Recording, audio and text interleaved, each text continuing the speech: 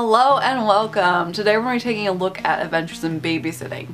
Now this film is actually a remake to the Touchstone Pictures Adventures in Babysitting back in the 80s, and we're going to be talking about that in September a little bit later on. This is a little bit reversed. We're doing the remake before we're doing the original, and it's the only one that's going to have us talking about the remake before the original. Everything else is original and then remake, but because this is a Disney Channel original movie, I wanted to include it into this month, and we're going to talk about the other one a little bit later on when I talk about that theme. So let's talk about Disney Channel's Adventures in Babysitting. Adventures in Babysitting premieres Friday, June 24th at 8 on Disney Channel. Adventures in Babysitting was released in 2016. It is the 50th Disney Channel original movie, and they made an entire huge deal about it, where this is where they released all of their movies, all of the marathon leading up to Adventures in Babysitting. So it was cool that they did that. It was the one time that I could watch everything that I hadn't seen in years, and a lot of it was still played at like 3 a.m. in the morning, a lot of the older ones that are fantastic. So it wasn't perfection, but they tried. And I like that they did do this, but this movie that they made for it was pretty much a waste of a movie. Star Sophia Carson and Sabrina Carpenter, and both of them are really talented actors, very talented singers, and they definitely have the drive and ambition, and I do like them as people, although Sophia does get a little bit annoying when she does those TV specials because she's so perky, but she is a well-driven actress. She worked her way up. She went to college for acting. I remember that in interviews that I watched because she would talk about it, so I will give her credit. She worked her way up to entertainment. I don't know if this is exactly the same plot or what changed or if they made them younger because I haven't seen the original, but this plot is about these two girls that are complete opposites. One girl, who is Sophia's character, Lola, is completely irresponsible, completely just neurotic, and doesn't pay attention to what she does, doesn't have any consequences for what she does, and is like too much of a rebel, but it's not a good responsible rebel, and she just is a terrible person. No. Officer, wait! Officer, hi. I'm here. Sorry, miss. It's loading zone. But I was loading. I was unloading a super heavy portfolio for this very prestigious art internship. I'm here if you just spoke to Mr. Vasquez. Then you have Sabrina's character, Jenny, who is like the perfect student. She's trying hard to get her transcripts up, and she wants this internship just so she can get into college early and to do well with her life and be successful. And she's a little nerd, but she tries, and I give her credit for it because you're like the complete opposite, but it's okay because that's a good thing. You shouldn't complain about that. You are smart. You are talented. Just do your best and stay calm. They end up meeting at an internship that they're both applying for, and they bump into each other, drop their phones, and the classic phone switcheroo happens. Oh, oh gosh. Oh, way to go, Klutz. A smoothie to an interview. That's what starts the plot, and everything goes haywire. Jenny is a babysitter, and she has a conflict that she's unable to babysit two families at the same time because they're going to the same place. And she already agreed to babysit the one family and doesn't know anyone else that can babysit the second family.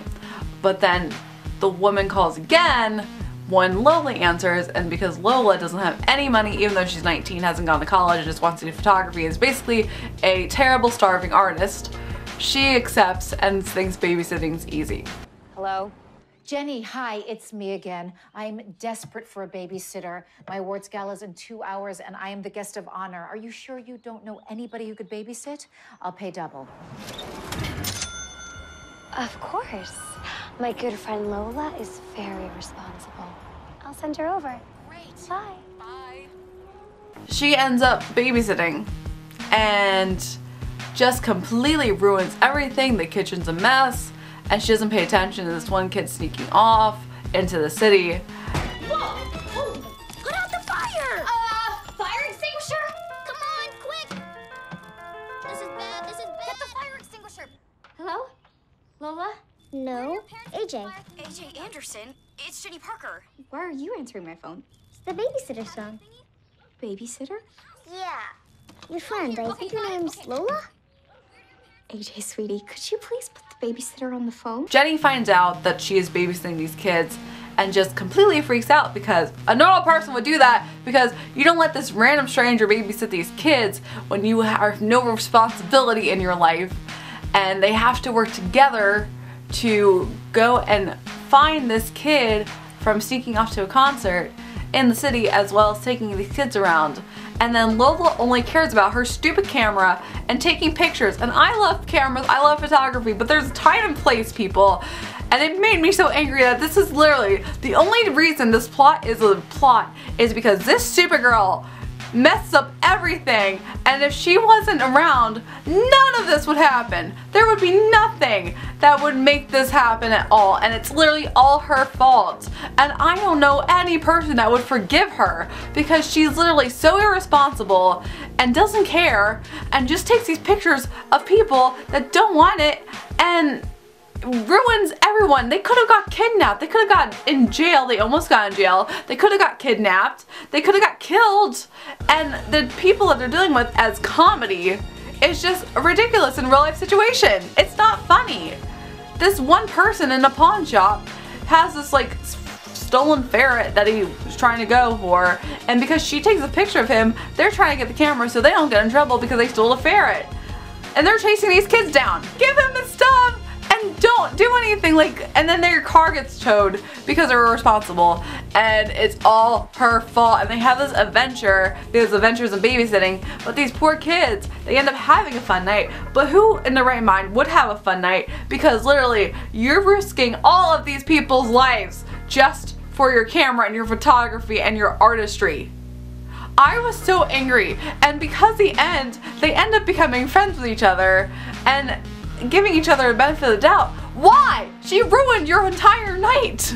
Everything she did, she ruined, Jenny. Why are you your friend? She is not your friend. I would never trust her at all. I am a forgiving person, but that circumstances I would never ever do. She literally does everything wrong for you, and you still forgive her? No! There's only one person I relate to in this movie, and that's Emily. I am Emily. Emily was me growing up, the angsty, emo kid that wanted to dye her hair and shave her head. I never wanted to shave my head, but dye her hair every single color, me, and listen to rock music, me, and dress up in black and angsty and wear everything emo, me. No, I'm just a dork. Nobody even knows I exist. I'm just an invisible dork. You're not invisible. You're beautiful. And you don't need green hair or tattoos to be noticed. Just be your awesome self. I promise you it's enough. So I relate to you a lot, Emily, and I want to let you express yourself too, but I just hated Lola's character. Terrible movie. It's a terrible movie. It's not even funny because I'm just thinking of the realistic circumstances. I know it's a kid's film, but I think of it as an adult, and literally I'm freaking out for all these kids. These kids could have got killed. They could have got kidnapped. There's so many things that could have happened to them. Why is this funny? We will see if the original is a much better movie or if it's as stupid as this one. But this one is terrible. Please skip it. Do not watch it. This is a terrible film. Tomorrow we're going to continue talking about more terrible films with The Descendants. So stay tuned. And as always, I hope you have a magical day, and I will see you real soon.